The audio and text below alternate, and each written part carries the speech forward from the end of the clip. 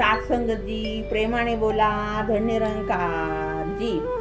आपण म्हणतो की बाबा मी सत्संगामध्ये 10 वर्ष आहे, 5 वर्ष आहे, खूप दिवस आहे. आणि कधी कधी मग थोडंसं मन दुःखी होतं, एखादी गोष्ट आपल्या मनासारखी नाही घडली तर मग आपल्याला उगीचच वाटतं की हे असं का घडत नाही, जे मला असं घडावं वाटतं किंवा असं व्हायला पाहिजे. तर परवाच राजपिताजींचे विचार ऐकले. त्यांनी सांगितलं की कारलं हे कडू असतं. आपण 1 दिवस खाल्लं, 2 दिवस, 3 दिवस, 4 दिवस, 10 दिवस जरी खाल्लं तरी त्याचे गुणधर्म बदलत नाही. आणि आपण सत्संग सेवा सिमरन केलं आणि म्हटलं की ह्याचे गुणधर्म बदलू दे, तरीसुद्धा ते गुणधर्म बदलणार नाही. मग याचा अर्थ काय की आपण कुठली ड्रीम्स किती पाहतो, किती स्वप्न, तर ती आपली पूर्ण होणारी असतील अशा स्वप्नांचा आपण विचार करायला पाहिजे. विनाकारण कोणतंही स्वप्न आपण जे पूर्ण होणार नाही अशी स्वप्न गुरुचरणावरती वाहत गेलो तर आता आपण बघतो की सध्याची अशी स्थिती आहे की मी ब्रह्मज्ञान घेतलेलं आहे पण मी सुखी नाही. पण ब्रह्मज्ञान घेतलं म्हणजे आपल्याला ब्रह्मज्ञान मिळालं, त्याबरोबर 5 प्रण आपल्याला दिलेले आहेत की बाबा तन मन धन ईश्वर की देण हे, आपलं काही नाही. कोणतीही कपडे घाला, कपड्यावरती बंधन नाही. जातपात मानू नका, सगळे एकाच आईची एक लेकरं आहेत. किंवा ब्रह्मज्ञान कुठं खोलू नका. गृहस्थ आश्रमातच राहून निरंकारीची पूजा करा. अशा गोष्टी आपल्याला शिकवलेल्या आहेत. मग आपण त्या किती पाळतो किंवा त्या पद्धतीनं आपण राहतो का, त्या पद्धतीनं आपण वागतो का, हे प्रश्न आपण एकांतामध्ये आपल्याला विचारले पाहिजे. कारण हे विचारणं गरजेचं आहे.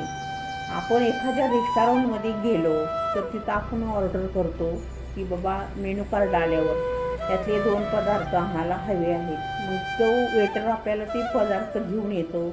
आपण यथेच्छ खातो, त्याचं बिल भागवतो आणि तृप्त होऊन घरी येतो.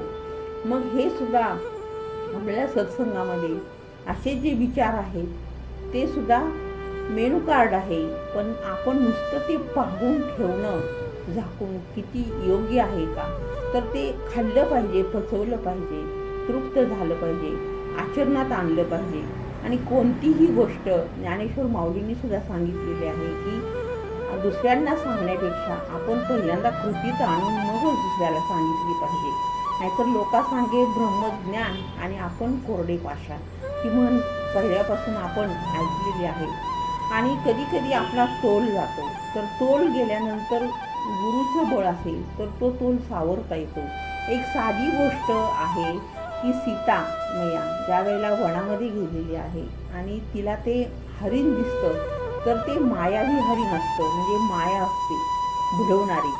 आता एवढा सुंदर राजबिंडा राम एका एवढ्या मोठ्या सम्राटाचा मुलगा आहे आणि ते प्रभू तिच्या जवळ असताना तिला त्या हरणाचा मोह पडला की मला ती चोळी शिवायची आहे. आणि मग प्रभू त्या हरणाच्या पाठीमागं गेलं आणि हे सगळं विचित्र घडत गेलं.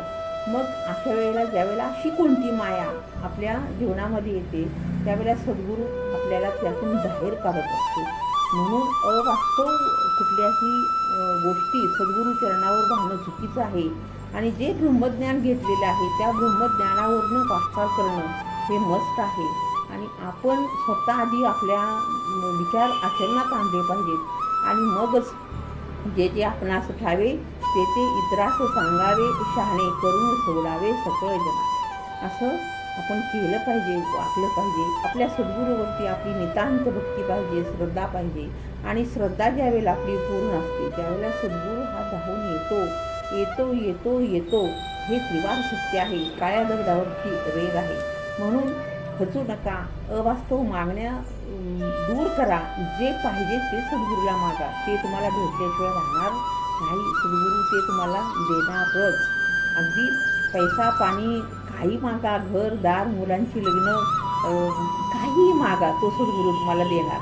पण मला मृत्यू आलाच नाही पाहिजे, माझे अशा अवास्तव गोष्टी जर आपण मागितल्या तर त्या आपल्या कधी पूर्ण होणार नाहीत आणि आपण अधिक दुःखी होत जाऊ. संगतजी. व्हिडिओ कसा वाटला नक्की कळत जा आणि लाईक करायला मात्र विसरू नका. नवीन असाल तर चॅनल सबस्क्राईब करा. प्रेमाने बोला. धन्य निरंकारजी. रामकृष्ण हरी.